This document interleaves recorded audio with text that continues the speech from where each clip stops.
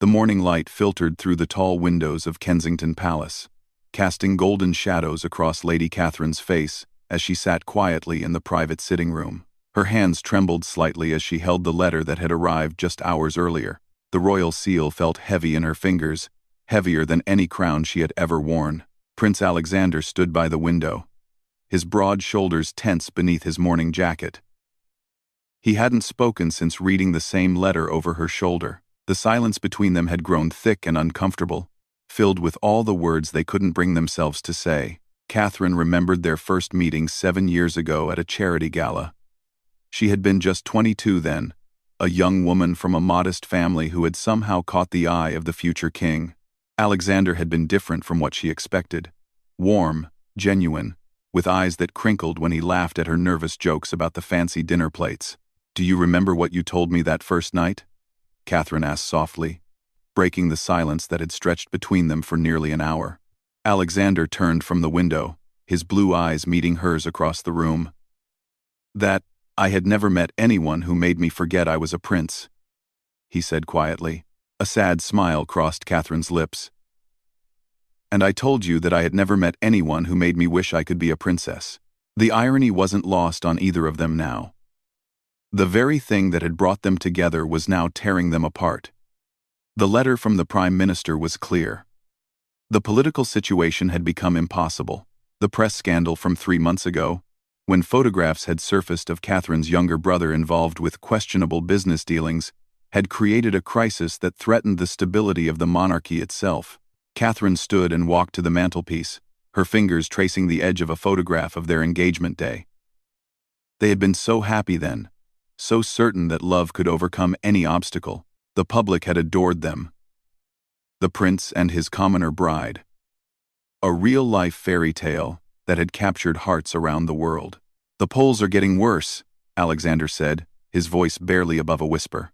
"Support for the monarchy has dropped to its lowest point in decades." Catherine nodded, though it felt like her heart was breaking with each movement. "I know. I've seen the headlines. Unsuitable bride threatens crown. Royal family in crisis. They're calling for your abdication if we marry." "I don't care about the polls," Alexander said fiercely, crossing the room to take her hands in his. "I don't care about any of it. We can face this together." But Catherine pulled her hands away gently. She had been thinking about this decision for weeks, ever since the scandal had broken. She had seen what happened to those who put personal happiness before duty when it came to the royal family. History was full of such stories, and none of them ended well. "Your grandmother came to see me yesterday," Catherine said quietly. Alexander's face went pale. "What did she say?" "She didn't threaten me, if that's what you're thinking. She was actually very kind, but she explained something I think I already knew deep down." Catherine turned back to face him, tears threatening to spill from her eyes. "She told me about your great-uncle Edward, how his abdication nearly destroyed the monarchy, how your grandfather had to spend his entire reign rebuilding trust with the people." "That was different," Alexander protested. "The times were different. People are more accepting now." Catherine shook her head slowly. "Are they? Look at what's happening, Alexander. Your father's approval ratings have plummeted. There are protests outside Parliament. Members of your own government are questioning whether the monarchy should continue at all." She moved to the desk where she had been writing and picked up several letters. "These came yesterday. Death threats, Alex. People saying I'm destroying the country, that I'm a gold digger who's manipulating you for power." Alexander's jaw tightened with anger. "Those people don't matter. They don't know you. They don't know us. But they're your subjects," Catherine said sadly. "One day, they'll be your people to protect and serve. How can you be their king if they don't trust you? How can you unite a nation that's divided because of me?" The weight of her words settled between them like a physical presence. Alexander slumped into one of the antique chairs, his head in his hands. When he looked up again, Catherine could see that he was finally beginning to understand what she had already realized. "There has to be another way," he said desperately. "We could wait. Let the scandal die down. Time heals everything." Catherine sat across from him, reaching out to touch his cheek with infinite tenderness. "You know it won't, my darling. My brother's legal troubles are just beginning. There will be a trial. More publicity. More questions about my family's background. And even if we weather that storm, there will always be another crisis, another test of whether I'm worthy to be your queen. Alexander caught her hand against his cheek, closing his eyes as if trying to memorize the feeling. You are worthy. You're more worthy than anyone I've ever known. Maybe, Catherine said softly. But that's not what matters anymore, is it? What matters is whether the people believe it. What matters is whether our love is worth the price your family and your country would have to pay. The late afternoon sun had moved across the sky while they talked, and now the room was growing dim. Neither of them moved to turn on the lights. Somehow, the gathering darkness felt appropriate for the conversation they were having. I can't lose you, Alexander said. And for the first time since Catherine had known him, she heard his voice break. I can't imagine my life without you in it. Catherine felt tears finally spill down her cheeks. You're not losing me. You're saving me. You're saving yourself.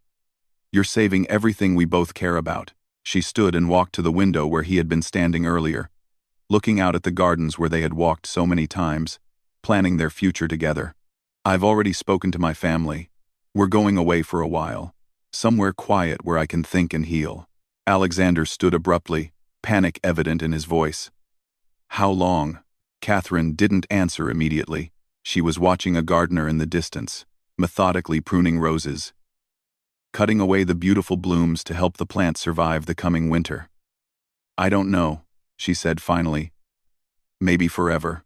The words hung in the air between them, final and devastating. Alexander moved toward her, but stopped himself, as if he knew that touching her now would make what came next impossible. When? He asked simply. Tomorrow morning, Catherine replied, not trusting herself to look at him. Before the press conference where you'll announce that we've decided to postpone our engagement indefinitely due to the current political climate. Alexander was quiet for a long moment. Then he asked the question she had been dreading. Is this really what you want? Or is this what you think you should want? Incender. Catherine finally turned to face him, and he could see in her eyes all the love that would have to last them both a lifetime. It's what I have to want, she said simply, because I love you too much to let you choose me over your crown, and I love myself too much to become the woman who destroyed the thing you were born to protect. As the last light faded from the room, they stood facing each other across a distance that felt like an ocean, both knowing that tomorrow would change everything, and that some choices, once made, could never be unmade. The palace felt different that night. Catherine walked through the corridors she had come to know so well, her bare feet silent on the Persian rugs that had witnessed centuries of royal secrets and sorrows. Every portrait seemed to watch her with knowing eyes, as if the painted ancestors understood the weight of sacrifice better than the living. She found herself in the music room where Alexander often played piano in the evenings. The Steinway Grand sat silent in the moonlight, its polished surface reflecting the gardens beyond the French doors. This was where he had first told her he loved her, 2 years ago on a snowy December evening. She could still hear the melody he had been playing, Chopin's Nocturne in E-flat major, hauntingly beautiful and impossibly sad. I thought I might find you here. Catherine didn't turn around when she heard his voice. She had been expecting him to come looking for her. Neither of them would sleep tonight. Do you remember the song you were playing that evening? She asked softly. Alexander crossed the room slowly, as if approaching a wounded bird that might take flight at any sudden movement. Of course, you said it was the most beautiful thing you had ever heard. It still is. Catherine finally turned to face him. He was still wearing his formal dinner clothes from the family meeting earlier that evening, though his bow tie hung loose around his neck and his hair was disheveled. Did they take it well? Alexander's laugh was bitter. About as well as expected. My father said it was regrettable but necessary. My mother cried. My grandmother simply nodded and said she hoped we would both find peace with our decision. And your brother? James said I was an idiot for letting you go. Alexander sat heavily on the piano bench, his fingers automatically finding the familiar keys. He said he would have abdicated years ago if he were in my position. Catherine smiled sadly.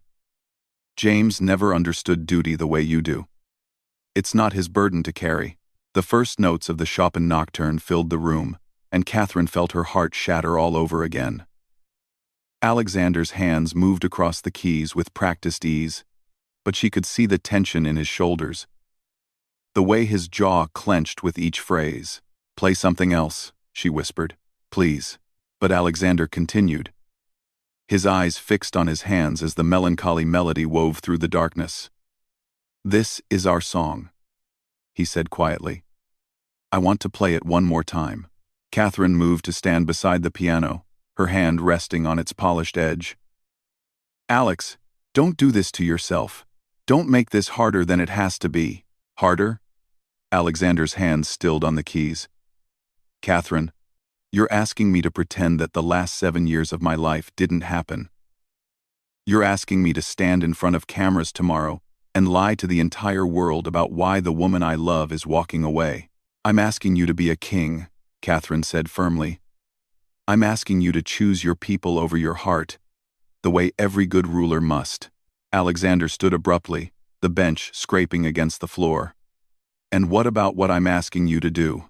I'm asking you to sacrifice everything. Your happiness, our future, the family we plan to have, for people who don't even know you, people who judge you based on newspaper headlines and gossip columns."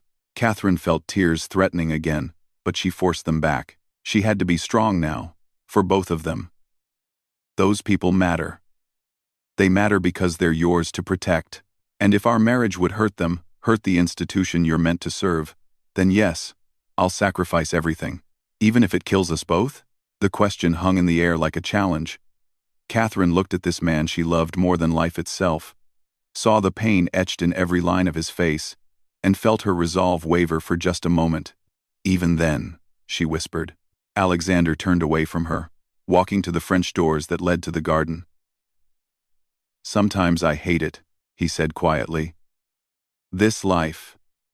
This responsibility that was chosen for me before I was even born. Sometimes I wonder what I would have been if I had been born anyone else." "You would have been wonderful," Catherine said softly, moving to stand behind him. "But you wouldn't have been you. And I fell in love with you exactly as you are. Prince, future king, and all the impossible choices that come with it. But you're still leaving. Because I love you exactly as you are." They stood in silence, looking out at the gardens where deer grazed peacefully on the lawn, oblivious to the human drama playing out behind the palace walls. Catherine wanted to reach out and touch him, to comfort him the way she had so many times before. But she knew that touching him now would break the fragile control they were both maintaining. "I've written you a letter," she said eventually. "I'm leaving it in your study. Don't read it until after I'm gone." Alexander's reflection in the glass showed his surprise. "What does it say?" "Everything I can't say tomorrow morning. Everything I need you to know about why I'm doing this, and why I need you to let me go without fighting me." And if I read it and decide I can't let you go?" Catherine smiled sadly at his reflection. "Then you'll prove that I was right to leave." Alexander turned around slowly, his eyes searching her face as if trying to memorize every detail. "How are we supposed to say goodbye? How do people say goodbye when they know they'll never see each other again?" "I don't know," Catherine admitted. "I've never done this before. I've never loved anyone enough to have to learn how to let them go." "Promise me something," Alexander said suddenly. "What?" "Promise me you'll be happy. Wherever you go, whatever you do, promise me you'll find a way to be happy." Catherine felt a sob catch in her throat. "Alex, promise me. I need to know that this sacrifice means something. I need to know that you'll have a good life. I need to know." "Promise me," Catherine nodded, not trusting her voice to speak. "And promise me you'll never regret loving me. Even when it hurts, even when you're angry at how everything ended, promise me you'll never wish we had never met." "Never," Catherine said fiercely. "Never. Ever. These 7 years have been the happiest of my life. Nothing that happens tomorrow changes that. Alexander moved closer, stopping just inches away from her. She could smell his cologne, the familiar scent that had always made her feel safe and loved. I want to ask you something, and I need you to answer honestly. Catherine nodded. If things were different, if there were no crown, no duty, no public scrutiny, would you marry me tomorrow? Catherine looked into his eyes. Those beautiful blue eyes that had captured her heart from the very first moment. In a heartbeat, she whispered. Then that's enough, Alexander said softly. That's enough for me to know that what we had was real, that I wasn't imagining it all. Then, one that time, they stood like that for a long moment, close enough to touch but not touching. Both of them memorizing this final moment of intimacy before the world intruded again. I should go pack, Catherine said eventually. The car will be here at 6. Catherine. Alexander's voice stopped her as she reached the doorway. I want you to know that you've made me a better man. Whatever kind of king I become, it will be because of what you taught me about compassion, about putting others first, about real love. Catherine smiled through her tears. You were already that man. I just helped you see it. As she walked away, Alexander called out one last time. Catherine? She paused without turning around. Thank you. For loving me enough to save me from myself. Catherine closed her eyes, pressing her hand against the doorframe for support. Thank you for being worth saving. And then she was gone, leaving Alexander alone with the piano and the memories and the impossible weight of a crown that had never felt heavier than it did in that moment. Outside, the deer continued their peaceful grazing, and the world prepared for another day, unaware that tomorrow would mark the end of the greatest love story the modern monarchy had ever known. Dawn came too quickly, and not quickly enough. Catherine had spent the final hours before sunrise sitting by her window, watching the sky gradually lighten over London. Her suitcases sat packed by the door, just 2 small bags containing the few personal items she would take from 7 years of royal life. Everything else would stay behind, including the engagement ring that now sat in a velvet box on her dressing table. The ring caught the early morning light, sending tiny rainbows across the ceiling. It had been Alexander's grandmother's ring, passed down through generations of royal brides. Catherine had worn it for 2 years, and now it felt strange to see her bare finger. She had taken it off the night before, knowing that wearing it during their goodbye would make everything infinitely more painful. A soft knock interrupted her thoughts. Lady Catherine? Your car will arrive in 10 minutes. Thank you, Mary, Catherine called to her lady's maid. Sweet Mary, who had become more friend than servant over the years, who had helped her navigate the complexities of royal protocol, and who was now struggling not to cry. Catherine stood and smoothed down her simple navy dress. Nothing too formal, nothing that would draw attention. She was leaving as quietly as she had arrived, hoping to slip away before the press discovered her departure. But as she picked up her bags and moved toward the door, she heard footsteps in the corridor. Familiar footsteps that made her heart stop. Alex, you shouldn't be here, she said softly when he appeared in her doorway. He looked terrible. His hair was disheveled, his eyes red with exhaustion and grief. He was still wearing the same clothes from the night before, as if he had never gone to bed. I couldn't let you leave without saying goodbye properly. Catherine set down her bags, her hands shaking. We said goodbye last night. No, Alexander said firmly. Last night we talked about duty and sacrifice and doing the right thing. But we never just said goodbye. As Alexander and Catherine, as the people we were before the world told us who we had to be. Catherine felt her carefully maintained composure beginning to crack. Alex, the car. 5 minutes, he pleaded. Give me 5 minutes, and then I'll let you go. Catherine nodded, not trusting her voice. Alexander stepped into the room and closed the door behind him. For a moment, they just stood there looking at each other. 2 people about to be torn apart by circumstances beyond their control. I love you, Alexander said simply. I need to say that one more time. Without any conditions or explanations or apologies. I love you, Catherine, more than I ever thought it was possible to love another person. I love you too, Catherine whispered. I will always love you. Alexander reached into his jacket pocket and pulled out a small wrapped package. I wanted to give you something. Not expensive, not royal, just something to remember us by. Catherine took the package with trembling hands. Inside was a simple silver locket, old and worn. She opened it to find a tiny photograph of them from their first Christmas together, laughing at something ridiculous happening just outside the camera's view. It was my mother's, Alexander said quietly. She wore it with a picture of my father inside during the war, when she didn't know if he would come home. She said it reminded her that love could survive anything, even separation. Catherine closed her eyes as she felt tears begin to fall. It's perfect. Alexander stepped closer. May I? Catherine nodded and turned around, lifting her hair so he could fasten the locket around her neck. His fingers brushed her skin as he worked the clasp, and she shivered at the familiar touch. There, he said softly. Now you'll always have a piece of me with you. Catherine turned back to face him, her hand going instinctively to the locket at her throat. And what will you have to remember me by? Enstendar, Alexander smiled sadly. Everything. Every room in this palace. Every piece of music. Every sunset. You're written into the fabric of my life. Catherine, I could never forget you. Even if I wanted to. Another knock came at the door. Lady Catherine? The car is here. This was it. The moment they had both been dreading and somehow anticipating, the final goodbye. Walk me down? Catherine asked, picking up her bags again. Alexander nodded and took one of the suitcases from her.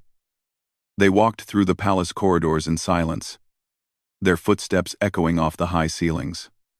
Past the portraits of long-dead kings and queens, past the rooms where they had shared so many happy moments, toward the private entrance, where a simple black car waited. The driver stood respectfully aside as they emerged into the morning air. It was a beautiful day. The kind of crisp, clear morning that made London look like a painting. Birds sang in the trees, and the sun painted everything golden. It seemed wrong somehow that the world could be so beautiful when everything was falling apart. Where will you go? Alexander asked as they reached the car. Somewhere quiet, Catherine said. Somewhere I can think and heal. My family has a cottage in the Cotswolds. I'll start there. Alexander nodded. Will you ever come back to London? Catherine looked up at the palace, at the windows where she had spent so many happy hours, at the life she was leaving behind. I don't know. Maybe someday. When enough time has passed. When I'm just a footnote in your story instead of a headline. The driver cleared his throat gently. I'm sorry to interrupt, but we should leave soon if you want to avoid the morning traffic. Catherine turned to Alexander one last time. This was the moment she had been dreading most of all. The actual goodbye. The physical act of walking away from the man she loved. Be a good king, she said softly. Be the king I know you can be. Lead with your heart, but don't let it break you. Be happy, Alexander replied. Find someone who can love you the way you deserve to be loved. Someone who can give you everything I couldn't. Catherine shook her head. There won't be anyone else. Not for me, Catherine. No, let me say this. You gave me 7 years of the most perfect love any woman could ask for. That's more than most people get in a lifetime. I won't cheapen it by pretending I could ever feel that way about someone else. Alexander's control finally broke. He pulled her into his arms, holding her tightly against his chest as if he could somehow keep her there forever. Catherine buried her face in his shoulder, breathing in his scent one last time, feeling the solid warmth of him that had always made her feel safe. I'm sorry, he whispered into her hair. I'm so sorry it has to be this way. Don't be sorry, Catherine said, pulling back to look at him. Never be sorry for loving me. It was beautiful, Alex. All of it, even this moment. It was beautiful. Alexander cupped her face in his hands, his thumbs wiping away her tears. For a moment, it seemed like he might kiss her, but then he stepped back with visible effort. Goodbye, my darling, he said softly. Goodbye, my love. Catherine turned and got into the car before she could change her mind. The driver closed the door gently and moved around to the front seat. Through the window, Catherine could see Alexander standing alone on the palace steps, his hands in his pockets, watching her leave. As the car pulled away, Catherine pressed her hand against the glass. Alexander lifted his hand in a small wave. And then the car turned the corner, and he was gone. Catherine leaned back against the seat and closed her eyes, one hand clutching the locket at her throat. In a few hours, Alexander would stand before the cameras and announce the postponement of their engagement. The press would speculate about the reasons, the public would debate whether she was right to leave, and gradually, the story would fade from the headlines. But for now, in the quiet of the car carrying her away from everything she had ever wanted, Catherine allowed herself to grieve for the life they would never have together. She thought about the children they would never raise, the state dinners they would never host, the quiet moments they would never share as husband and wife. Miles away, Alexander stood in his study reading the letter Catherine had left for him. In it, she had written all the things she couldn't say out loud. How proud she was of the man he had become. How much she believed in his ability to be a great king. How grateful she was for every moment they had shared. She wrote about their first dance, their first fight, the morning she had realized she wanted to spend the rest of her life with him. She wrote about love and sacrifice and the terrible mathematics of royal duty. And at the end, she had written, "Find joy, my dearest Alexander.